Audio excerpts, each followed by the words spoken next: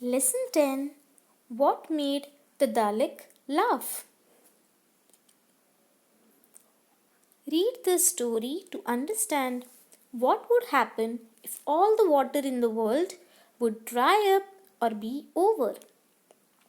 A long time ago, in Australia, there lived a giant frog called Tiddalik.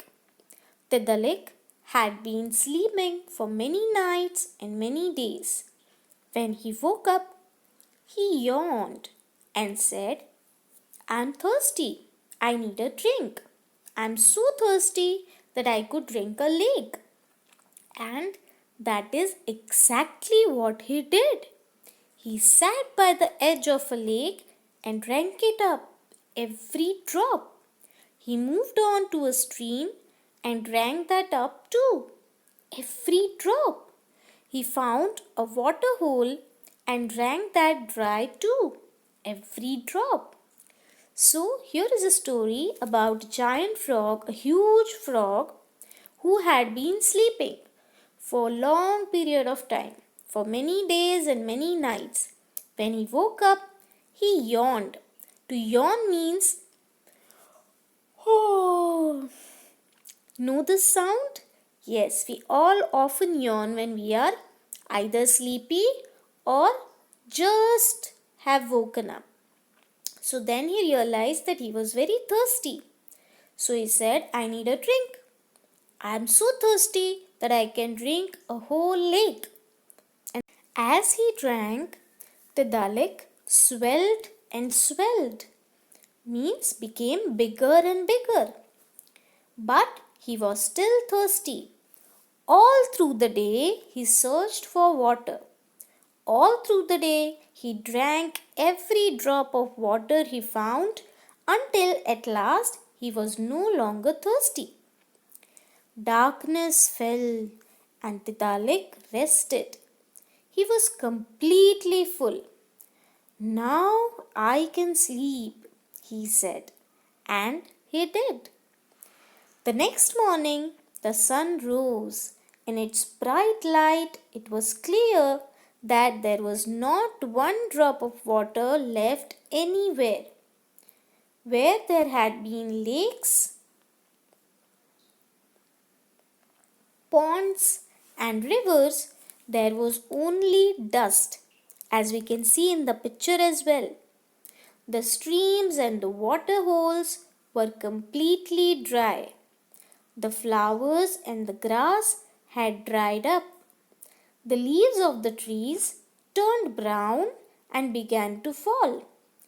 Everywhere the birds and the animals were searching for water.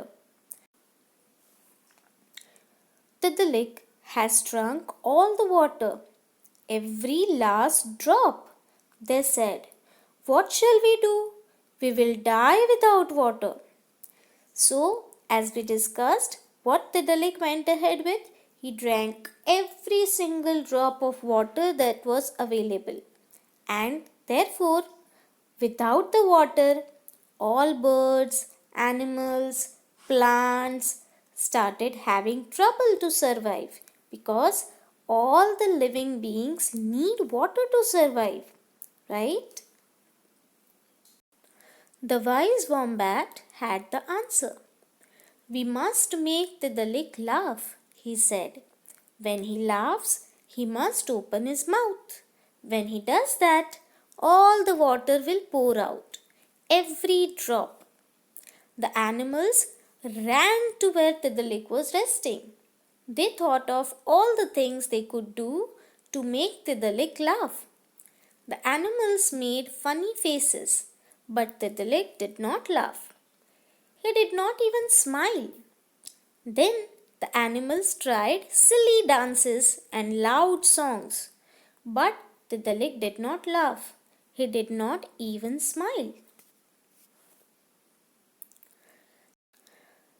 Deep under the ground, the platypus heard the dances and loud songs.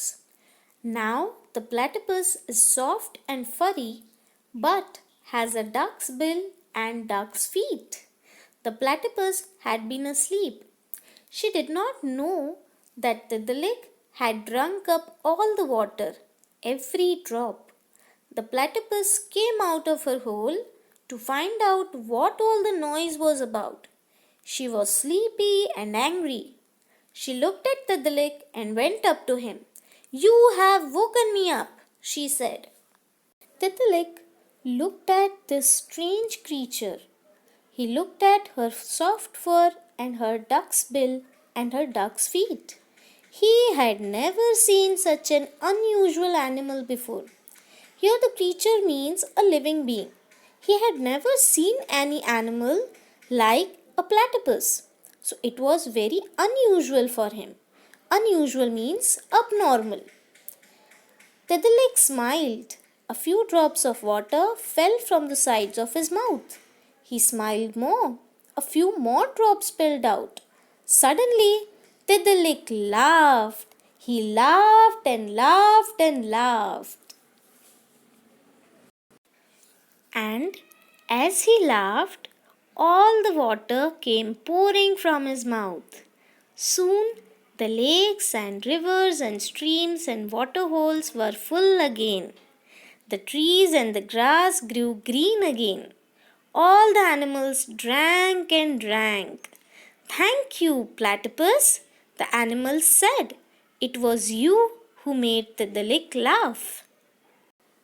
From this story, we learnt how important water is. What are the different types of water bodies like ponds, rivers, lakes, streams, water holes, right? And we also learnt what happens when there is no water around. All the birds and animals were searching for water when Tiddalik drank all the water available, and they were all in trouble, including the trees and plants. They were all dying. The animals were afraid that they will also die without water. So, this story has taught us a lot of things in a fun way. What a nice story, isn't it?